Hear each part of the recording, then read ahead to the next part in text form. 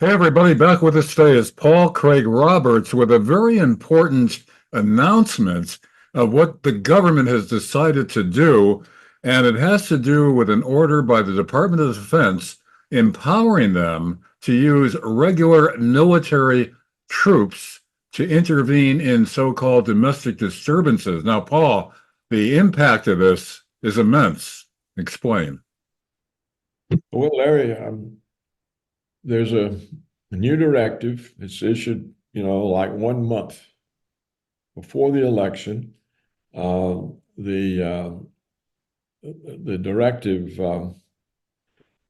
is a link to it in my column a day or two ago, and it's Department of Defense Directive 5240.01. Having to do with defense assistance to law enforcement agencies and other civil authorities. And what it does, it gives the Department of Defense the right, or we should say the obligation, the responsibility to assist civilian authorities against the domestic American population in a variety of defined events, one of which is domestic disturbance. And if you remember, the Democrats and the Department of Justice and the media turned the January 6th rally for Trump while he was still president into a domestic disturbance. So a domestic disturbance can be whatever they say it is, whether it's real or orchestrated or simply just a protest. Paul, for the viewers that may not know the history of this, this has never been applied in this way before, because the way it was set up in the 2 centuries of existence of the United States, more than 2 centuries, it was set up to ensure that the military would not take control of the civilian government. There wouldn't be a military takeover, a military coup. So that was always adhered to. If anything, they brought in the National Guard, which state governors have to empower to come in to a situation, but not the regular military. So this is really an unprecedented and very dangerous step. Yes, you're completely correct, and we have the Posse Comitatus Act, which prevents the use of military troops against the population, and the military is distinct from the National Guard. So it is a dramatic change, and it also appears to permit the use of lethal force by the U.S. military against the civilian population. It places some limits on that force. For example, it says the military intervention cannot be used to assassinate people.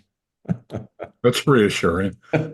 Which is reassuring. At least not directly, right? Right.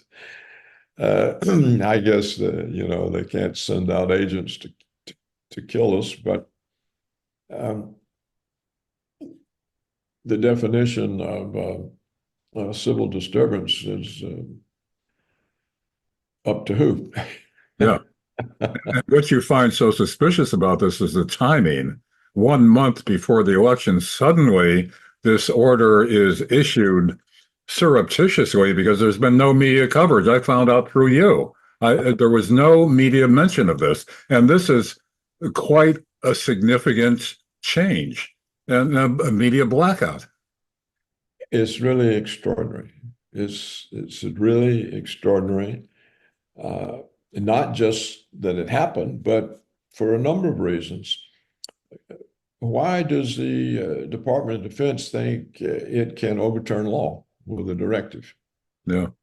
Here's an assertion of an agency of the executive branch counseling law and issuing a directive as if it's some sort of a tyranny or dictatorship. You would think that would bring out all kinds of complaints, particularly constitutional ones. But on the other hand, as we've seen recently, there's no support for the Constitution, not among the majority of the law schools, not among Democrat leaders like John Kerry or Hillary Clinton, both of whom in the last few days have called for setting the Constitution aside because it's inconsistent with their agenda, with their power. It makes it hard for them to control. It's like Hillary said, we have to get rid of the Constitution or we lose total control. Yeah. And, Kerry was saying we can't govern. The Constitution prevents us from governing. Now, who is us? John He's Kerry, not talking about the people. John Kerry said the same thing. The former Secretary of State, the former senator, the former Vietnam War protester who was allowed to protest under the First Amendment. Now he's saying it makes control very difficult of the population. But also with this directive from the Department of Defense, it doesn't even say that at the order of the president, because the president is the commander in chief according to the Constitution. But it doesn't even have that in there, that at the command of the president, they could do it on their own without a presidential order. Yes, they can in emergency situations, but I think they can only do it for 72 hours or something. But clearly it's very loose. People who are not the president can initiate it, even though allegedly they have to then get approval. It's kind of like they did some of the war resolution acts where the president could commit troops, but then he had to go get approval. Right. This document is it's worded in a way to give reassurance that nothing really is afoot, that everything is carefully and tightly controlled and regulated, and it spells out all the conditions in which it can be employed and the things that it's not supposed to do, such as assassinate people.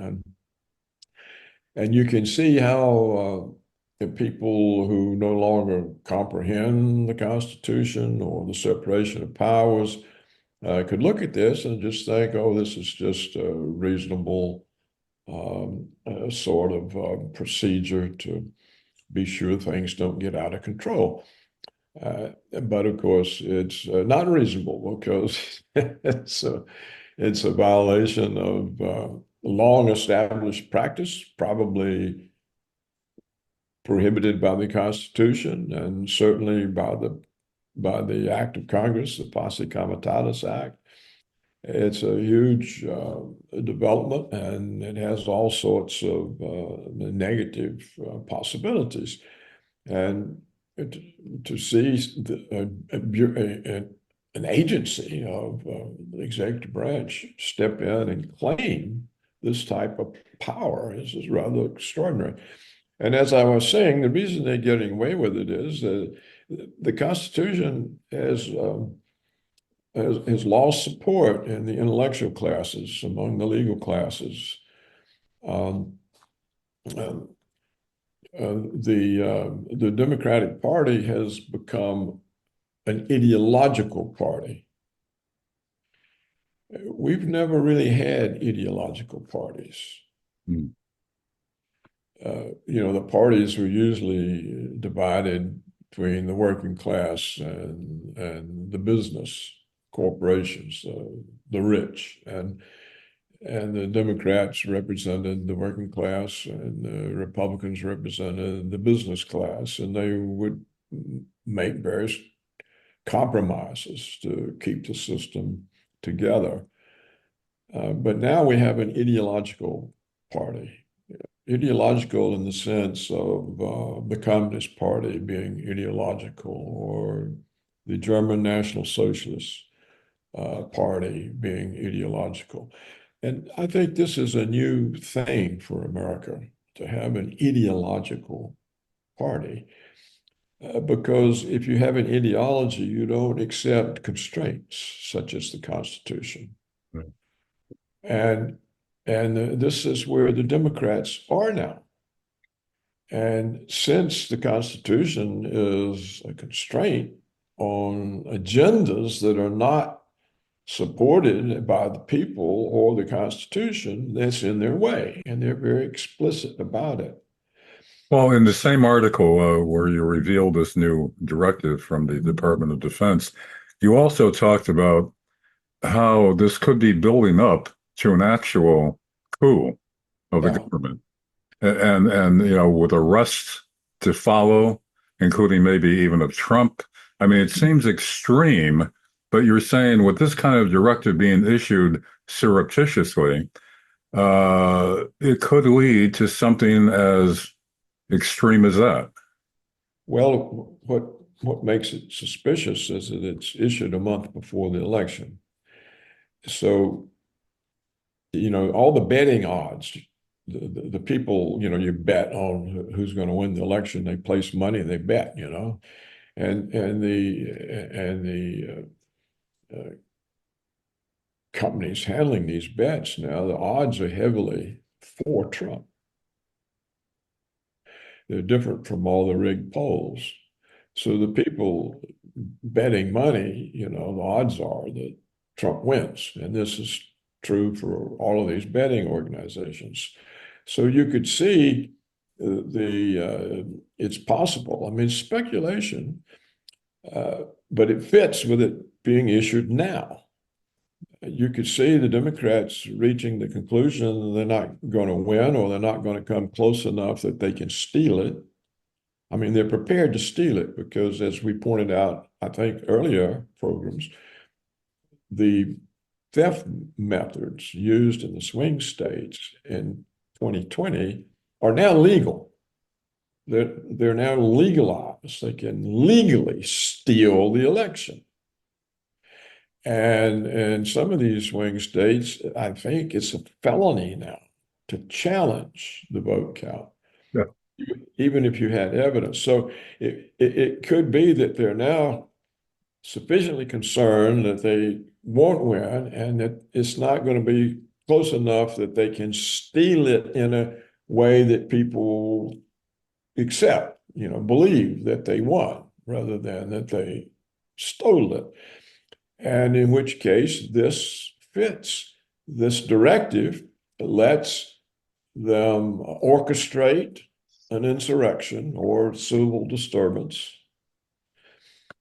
I mean, the definition is up to whoever's in power. You see, it's not like there's going to be a big debate. Is this a civil disturbance or not one? It's up to whoever happens to have the power to say it's a civil disturbance. And so then out come the troops, and people can be arrested. And this can be the Republican candidate. Clearly, they'll blame it on Trump. If they could blame Trump's conspiracy with the Russians to steal the election from Hillary, people will believe anything. So, or they'd be afraid to say anything because they'll see where the power is. So this is a possibility. Yes, Larry, it's possible. They're setting up the opportunity for a coup if they need it. Yeah. Yeah. Now, why? People may ask, why are they so determined to hold on to power? Why don't they just accept what we've always done? It changes back and forth, back and forth. Why? Well, I think because in recent years, the Democrats and the ruling elite particularly in Russiagate and all of that stuff, have broken so many laws that many Democrats and rulers of the elite are subject to indictment on felonies. So if Trump got in and actually means what he says, they're all facing prison sentences. This is realistic. I mean, just think of all the lies, including by the FBI, by the Department of Justice. Yeah. These people have committed felonies. There's no doubt about it. It's not my opinion. Right. And so they're vulnerable to Trump. Yeah. So it's not only their careers and their paybacks that are at stake. It's also they may actually be incarcerated. That's one of their fears. That's exactly it. They face long prison sentences. And of course, it would destroy the party because so many of the leaders, if I was the attorney general, I think I would be able to make a perfectly legal case that these assaults on the Constitution are treason. Yeah. Why? Because the United States is the Constitution. That's what it is. Right. And so if you are assaulting the Constitution and you're calling for the overthrow of the Constitution, you are calling for the overthrow of the United States. Yeah. And doing The it without, Constitution, the United States does not exist without the Constitution. There's something here, but it won't be what we've known as the United States. And so just that fact alone, I mean, you could arrest John Kerry and Hillary Clinton for high treason. yeah. And there in the Constitution, there's a mechanism to change the Constitution, through amendments. But that's a long process, and it was planned that way. So it's not easy to change a constitution. But they wouldn't even bother with that. They would just do it without having a constitutional convention to decide on what amendments that they may want to bring to the Constitution. They just ignore all that and just attack the Constitution and get away with it. Well, that's exactly right, and that's what many of them are advocating right now. Yeah. What is the filmmaker, the left-wing filmmaker? His last name is Moore. Michael Moore. Michael Moore. I say Michael Moore, and what is the form of the comedian? I don't think he's funny anymore. Oberman. Is Oberman?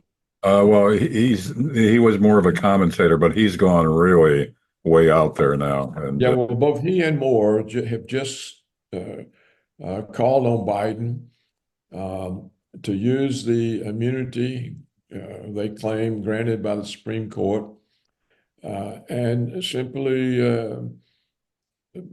act as a dictator and do all these things that need to be done and just completely ignore the Constitution. So they've now, both of them have written publicly calling on Biden to assume the role of a dictator and issue all the things they want done. So there's no respect for the Constitution. It's in the way of the agenda of the ideological left. And this shows that if people don't believe in the Constitution, it can't serve its purpose. It means, in effect, they do not believe in the country. Now, here is another serious aspect of this, Larry. I don't think it's well understood the meaning of this new directive, because in a Fox Business interview on October 13th, what was that? Just a couple of days ago, right? Mhm. All right. Now, Donald Trump, this is a Fox business interview, Donald Trump was asked if he anticipated any chaos following the announcement of the election results. In other words, they're saying, are you going to cause more trouble when you lose this time? And uh, uh, Trump said, not from his supporters. Yeah. Um, uh, but he thought that Kamala's loss could result in disturbances from the woke left wing. But, and this is a direct quote, listen to this. This is Trump. It should be very easily handled by, if necessary, the National Guard, or if really necessary, by the military. So here we have Trump buying into this DOD directive. Which He is, said, if really necessary, by the military. So here he's bought in yeah, to yeah, this directive. So now, how can he complain if it's used against him? yeah. Yeah, the directive aimed at him, he's endorsing now. Yeah, He's in other words, he doesn't understand. yeah, He doesn't understand that having the military come in and act against civilians is un-American. It's the worst part of the swamp that he's supposed to clear out. And here he is accepting the premise that the DOD can make a directive that changes our history. Well, this raises questions about Trump as a leader. If Trump himself, who's talked about giving the power back to the people, draining the swamp, all of this, but he doesn't understand that you're not draining the swamp if the military asserts and assumes the power to act against civilians. So this is why it's so frightening. The one guy we look to put things straight, he accepts one of the worst developments probably in our history, which is this new directive, which gives the military. See, I don't know what the authority is for this directive. I don't think there is any authority for this directive. no. And so you would think that the legal profession would be up in arms, law professors, bar associations, judges. You would think Congress would be holding hearings or issuing its own directive against the Department of Defense. You would think there would be something going on here. And instead, we see Trump endorsing a directive that most likely is directed against him if he wins. Yeah. So where's the hope? I mean, there's this, it looks like so much is lost that people don't really understand the situation or the predicament. Yeah, it's been this gradual escalation of erosion and conditioning by the public, by the media, and that's how they're achieving this. But Paul, so wrapping this up now, the big question remaining is if there is a coup, an overthrow of the government by the military or other forces, uh, what's the response from the public? Is there anything anybody will try to do anything about it? I don't think. I don't think so. How can they? The media will be on board with it, so they won't complain. We'll say The media is on board. Trump apparently is on board. You know, the Congress, I mean, the Republicans control in the House is just a few people. And even if they were to do something, unless somehow the Democrats lose the Senate can block it. the executive branch will simply ignore the Congress. You see, the executive branch has been ignoring the Congress more and more and more. Yeah. I've talked to you before about how the 1964 Civil Rights Act explicitly prohibits affirmative action. Yeah. And yet, one EEOC bureaucrat overturned the whole law, and the Congress did nothing. Yeah. He established racial quotas, which the act explicitly prohibits. Mm. So that's just one example.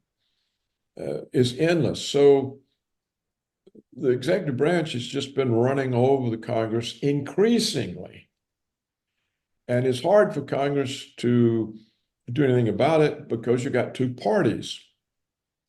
And the party in power in the Congress will support their president, particularly if it's some ideological program that they're behind. So the Congress is when you have parties, a Congress is a weak instrument. It's also weak because there's so many of them, and so you have so many people, you can't get agreement. Yeah. There's just no way. And then they don't have any police powers. They can't enforce anything except by turning off the money. But in which case, the Fed will just purchase the bonds from the Treasury. They'll ignore the Ways and Means Committee. They don't have to raise money by taxes. The government, the Treasury just prints bonds and the Fed buys them, and there's the money. So these sorts of erosions of the power of Congress have been going on a long time, and they're extreme now. And we have seen recently, Larry, a lot of attacks by Democrats on the Supreme Court. Yeah. Trying to discredit its legitimacy, its authority. And so everything is moving to concentrate power in the executive branch. And that's what this DOD directive does. And so I think whether it has anything to do with the election or whether they're setting up a coup as a backup or not, the relevant part is that they're violating American tradition and law. So, Paul, wrapping up now, we could be moving even closer to the end of the United States as we've known it. Yeah, that's the way it looks. It's been looking like that, Larry, for a long time. And my writings have sort of emphasized this more and more and more over the years. And it